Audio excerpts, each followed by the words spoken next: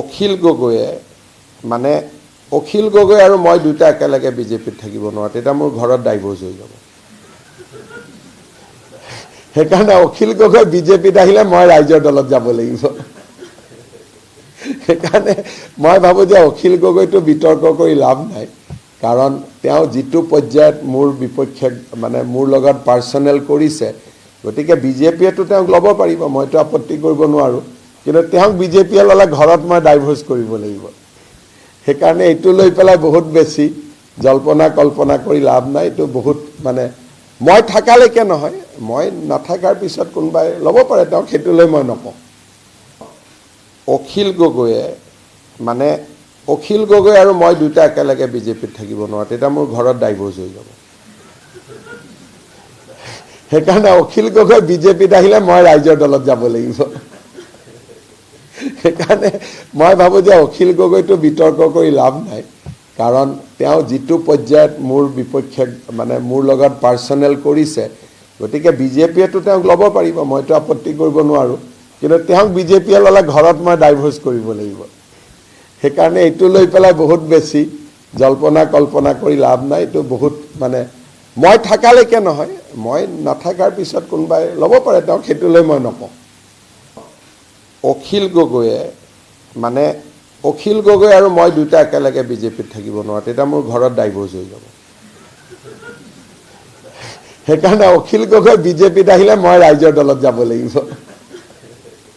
সেইকাৰণে মই ভাবোঁ যে অখিল গগৈটো বিতৰ্ক কৰি লাভ নাই, কাৰণ তেওঁ যিটো পৰ্যায়ত মোৰ বিপক্ষে মানে মোৰ লগত পাৰ্চনেল কৰিছে, গতিকে বিজেপিয়েতো তেওঁক ল'ব পাৰিব, মইতো আপত্তি কৰিব নোৱাৰোঁ, কিন্তু তেওঁক বিজেপিয়ে ল'লে ঘৰত মই ডাইভৰ্চ কৰিব লাগিব।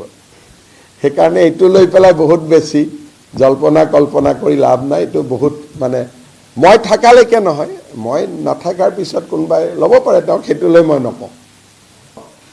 অখিল গগৈয়ে মানে অখিল গগৈ আৰু মই দুটা একেলগে বিজেপিত থাকিব নোৱাৰো, তেতিয়া মোৰ ঘৰত ডাইভৰ্চ হৈ যাব। সেইকাৰণে অখিল গগৈ বিজেপিত আহিলে মই ৰাইজৰ দলত যাব লাগিব।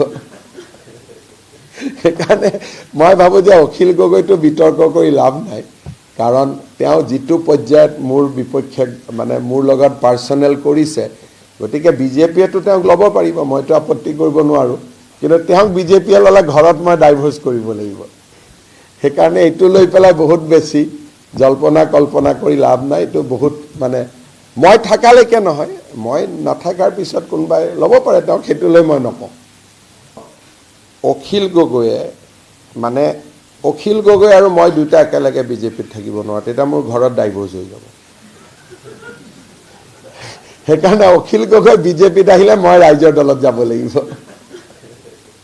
সেইকাৰণে মই ভাবোঁ যে অখিল গগৈটো বিতৰ্ক কৰি লাভ নাই, কাৰণ তেওঁ যিটো পৰ্যায়ত মোৰ বিপক্ষে মানে মোৰ লগত পাৰ্চনেল কৰিছে, গতিকে বিজেপিয়েতো তেওঁক ল'ব পাৰিব, মইতো আপত্তি কৰিব নোৱাৰোঁ, কিন্তু তেওঁক বিজেপিয়ে ল'লে ঘৰত মই ডাইভৰ্চ কৰিব লাগিব।